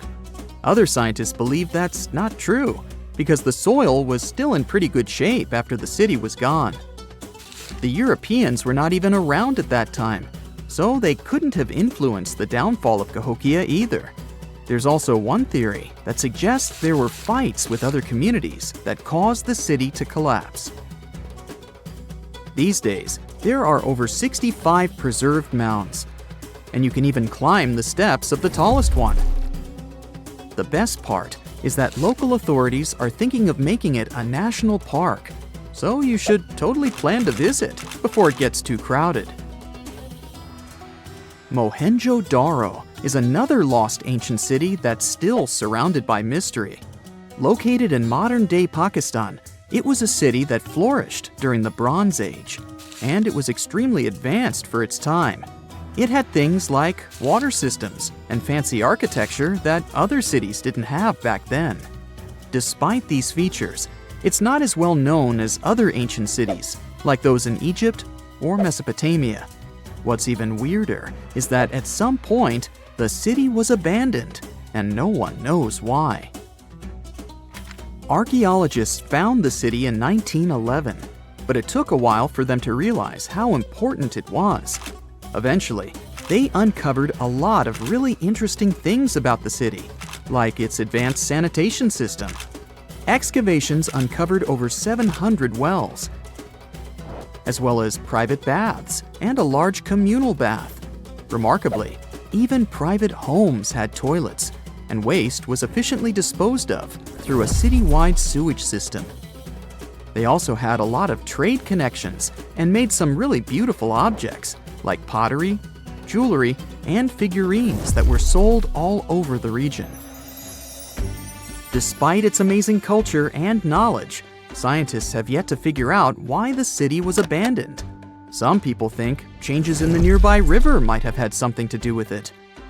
The writings that the people of Mohenjo-Daro left behind are still a complex code, even for the most skilled specialists, making it even harder to piece together their history. Have you heard of the lost city of Kolmanskop? It used to be a small settlement in the Namib Desert. Legend has it that it got its name from a man named Coleman who got stuck in the local dunes and was never seen again. But that's not the interesting part. In 1908, a railway worker found a shiny stone and showed it to the chief railway foreman, who turned out to be a hobby mineralogist. They discovered it was a diamond, and soon, Kolmanskop became the richest town in Africa and one of the richest places in the world. It had luxurious stone houses, a school, a hospital, and even an ice factory to produce ice for fridges. The hospital had the first X-ray machine in southern Africa, which was supposedly used to check if workers were illegally swallowing diamonds. Its popularity began to decline in the late 1920s when another diamond-rich location was discovered nearby. Most of the inhabitants soon began to flee the city in search of a better life, leaving the buildings abandoned. In 1938, all machinery was taken south and the town was left to the desert. The last inhabitant left Kolmanskop between 1956 and 1960. The hot climate and low humidity have preserved the structures over time, and tourists can now visit this desert ghost town. You've surely heard about this next ancient city, Machu Picchu. It's this incredible ancient location in Peru. It stretches across a huge piece of land in the Andes Mountains and sits high above sea level. It's even considered one of the wonders of the modern world. But here's the thing. Scientists aren't exactly sure what it was used for. It could have supported up to 750 people, but there aren't a lot of human clues left behind. Some people think it was more of a spiritual or ceremonial place, while others believe it may have been like a fancy spa retreat for the nobles.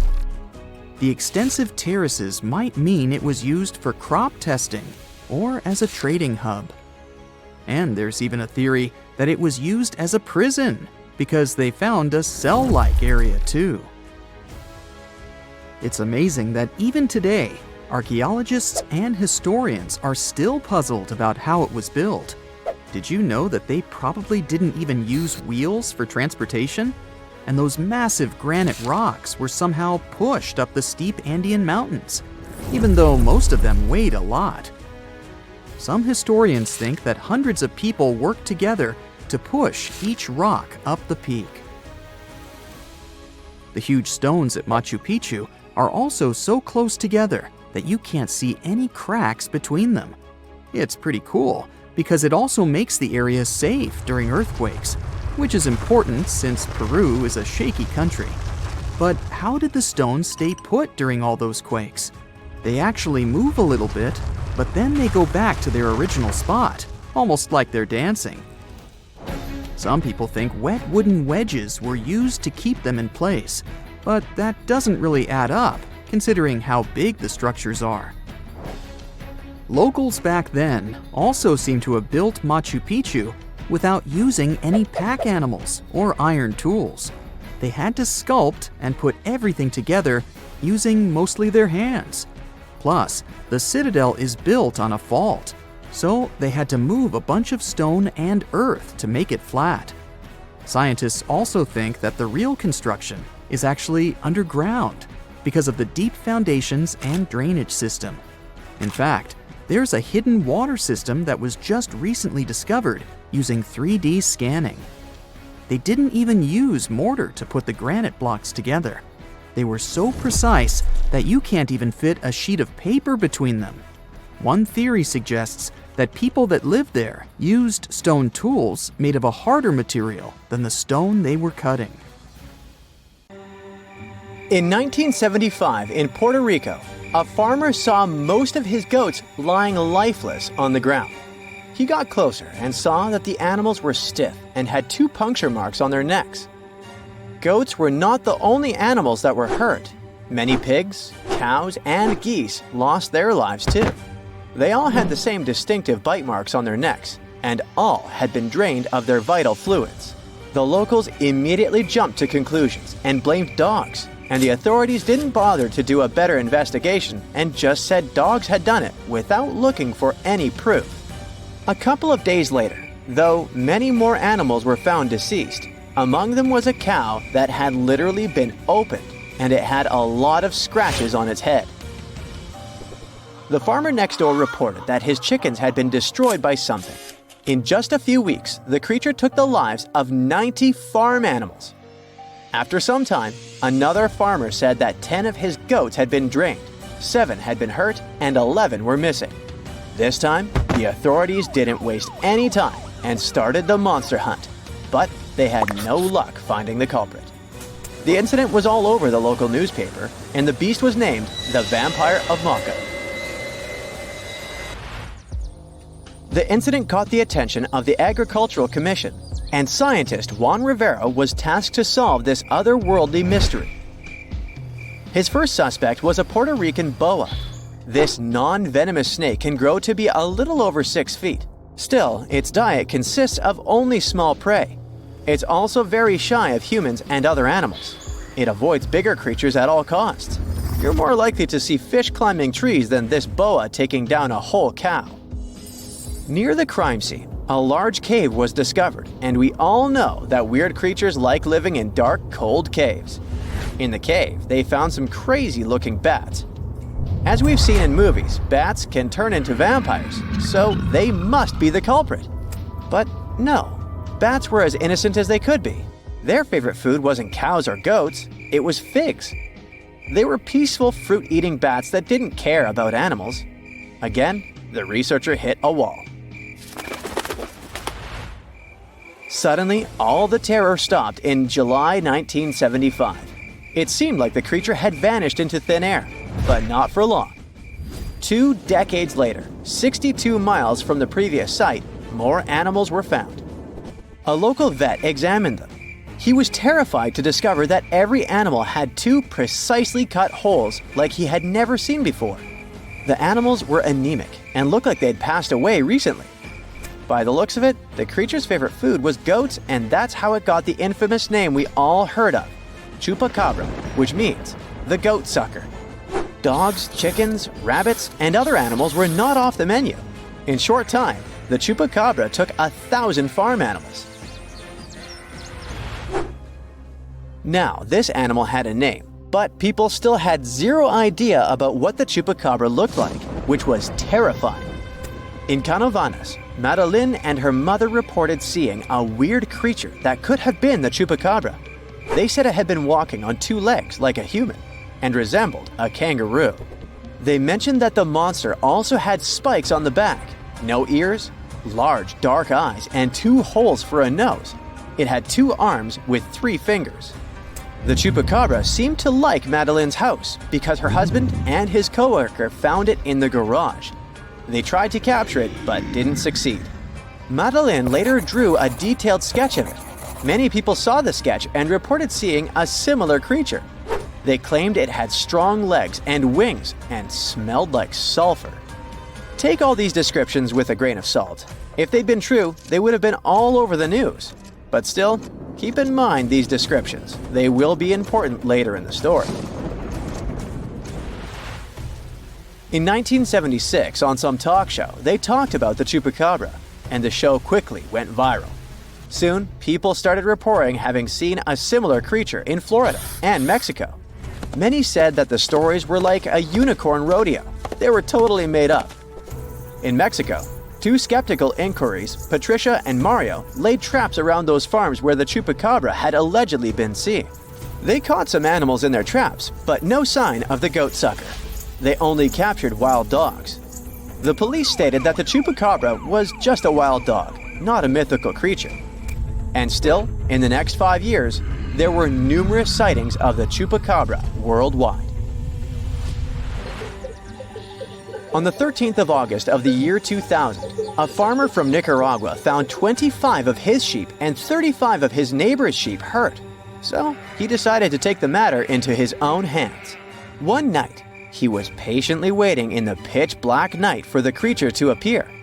Suddenly, from the corner of his eye, he saw something and managed to hit it. The creature passed away. Finally, they had proof that the chupacabra was not just a fairy tale. It was a big thing. Later, the chupacabra was examined by a vet.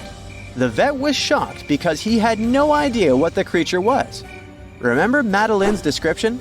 Well, the vet described the animal differently, but his story turned out to be more plausible. This chupacabra had large teeth, giant claws, greenish eyes, bat-like skin, and a crest sticking out of its back. The vet concluded that the animal was some kind of hybrid. They thought it was a cross between a wolf and a crocodile, but it sounds like an exaggeration and is hard to believe. We all know that such a mix is impossible. They did some tests on the body at the university in Nicaragua, and the results didn't quite deliver what they had expected. The animal was a wild dog with mange. Mange is an itchy skin disease that causes dogs to lose their hair. It's also highly contagious. When a dog has mange, their skin becomes scaly and wrinkled. When they returned the body, the farmer noticed it wasn't his chupacabra. 7 years later, another body was found in Texas. Phyllis Cannon returned to her farm and noticed that some of her chickens had passed away. All seemed to be anemic. Later, she saw coyote-looking creatures that didn't have any hair. More of her animals were harmed, so she had to set up cameras on her farm. But unfortunately, like always, she didn't manage to record anything. Surprisingly, she got a call from a local farmer who had found the chupacabra hit by a car. Later, another body was found much closer to her farm. She took some pictures of the animal, and soon, those images were all over the internet. Phyllis was curious and sent 5 DNA samples to 5 different universities. The results didn't match any animal in the archives. Researchers had no idea what it was, but it wasn't a dog. Phyllis still has one animal in her freezer and a taxidermied specimen in her house. There are many theories about the chupacabra. Some claim that the animal is a genetically modified monkey that escaped the lab. Others state that it's some mysterious, otherworldly creature. The most consistent hypothesis is that the chupacabra is a mix between a Mexican wolf and a coyote with mange. Now, do you remember that Phyllis said that she had sent samples to 5 universities and no match had been found? Well, it turned out she hadn't been telling the truth. At one university, they found that the animal was a mix between a coyote and a Mexican wolf and that it had mange. Animals with mange are weak and will likely try to hunt farm animals to survive. People, when they see something they don't know, tend to exaggerate, which is why all witnesses describe the animal differently. Let's dive into the fascinating world of Tamil, a language that's truly one of a kind. From its vibrant history to its user-friendly nature and its wide coverage, Tamil is a linguistic gem that'll leave you in awe. For starters, Tamil holds the title of being the oldest living language on the planet. I mean, it's been around for more than 5,000 years. It's hard to know if it's truly the oldest language ever, but it sure takes the cake for being the oldest living language still in use today. The word Tamil itself isn't just a one-trick pony. It has multiple meanings up its sleeve. Of course, it refers to the language itself, but it also signifies beauty, sweetness, and even the concept of being natural. Talk about a versatile word. How many people still speak this language today, you might wonder? Tamil is like the rock star of languages in India, with over 84 million native speakers. Globally, almost 90 million people proudly call Tamil their mother tongue. Hold on to your hats, because things are about to get divine.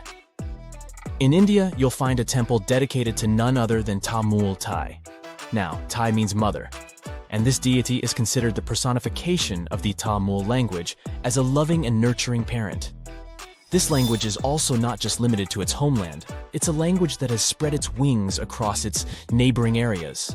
For instance, it's also an official language in Singapore and Sri Lanka. Not to mention, it's also recognized as a minority language in South Africa, Malaysia, and Mauritius. Have you ever wondered how it all started? You know, the whole spoken word shenanigan? And where? It's not like words magically popped out of thin air, right? It must have taken quite some time to develop. Linguists don't have an exact date or any clue about what those ancient languages sounded like, but they believe the first spoken language sprouted up around 100,000 years ago.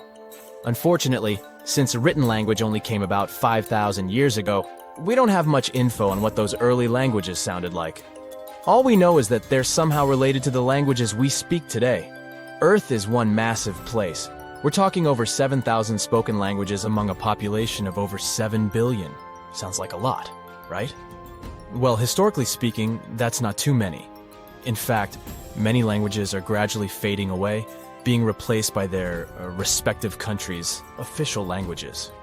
People are hopping on the bandwagon of learning the dominant language for better educational and economic opportunities.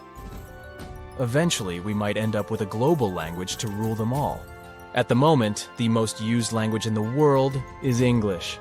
But hey, it wasn't always like this. Back in the day, before the world became one huge linked web, there were oodles of small nations and communities scattered all over the globe. That means there were probably hundreds of thousands of languages evolving just like living organisms. But let's travel back in time for a bit, shall we? Picture a bunch of early humans roaming the land in their little tribes and communities. Within these groups, language became the bee's knees, the go-to for communication. It was crucial for their hunter-gatherer lifestyle.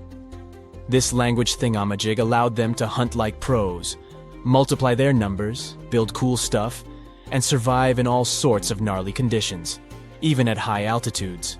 Plus, it gave them a leg up on their rivals, like the Neanderthals. Sure, those folks may have been smarter and stronger, but it's widely believed they didn't gather together as Homo sapiens did. And so, about 40,000 years ago, poof, bye-bye Neanderthals. It just goes to show that language is quite a handy-dandy tool. Or at least that's one of the theories. Fast forward a bit, and humans had conquered all the major land masses. Mesopotamia, for instance, was the hotspot for this linguistic revolution, and by around 3200 BCE, Sumerian, a totally groovy language, stole the show. To this day, it's one of the oldest ones we know of, if not the oldest. What's interesting is that Sumerian had no linguistic siblings. It was like the loner kid on the linguistic playground. Let's look into the Sumerians' writing skills for a bit too. It's nothing like what we're used to today. Scientists have named it cuneiform writing, and it emerged as a means to record trade and political information. As a matter of fact, the first recorded name in history wasn't of a king or some powerful figure. It was most likely the name of an accountant, but it's difficult to know for sure. Cuneiform consisted of a collection of pictograms that represented objects or people, much like the ancient Egyptian hieroglyphics. Sumerian culture thrived in several city-states located in the southern region of Mesopotamia. Uruk, known as the first true city, was among the stars of the show. However, these cities eventually faced some unwelcome visitors. As a result, by 2000 BCE, Sumerian had taken a back seat, becoming a classical language just like Latin. Now here's a little twist in the tale. Sumerian might not actually hold the title of the oldest known language. Egyptian, for instance, emerged around the same time as the Sumerian civilization, but along the banks of the Nile. This ancient language also made use of pictograms in its writing system, but it did undergo some serious transformations due to its interactions with neighboring languages like ancient Greek, Persian, and Latin. By the time of Roman occupation, Egyptian had become a dead language, gradually replaced by Greek. Now let's give a special shout out to another one of those old languages that are still spoken today, Hebrew. This remarkable language has been around for over 3,000 years and has managed to remain relatively unchanged throughout its long history. Hebrew is one of the official languages in Israel, and around 63% of the population in this country speaks it. Also, there are approximately 6.1 million people all over the world who can proudly say that Hebrew is their first language.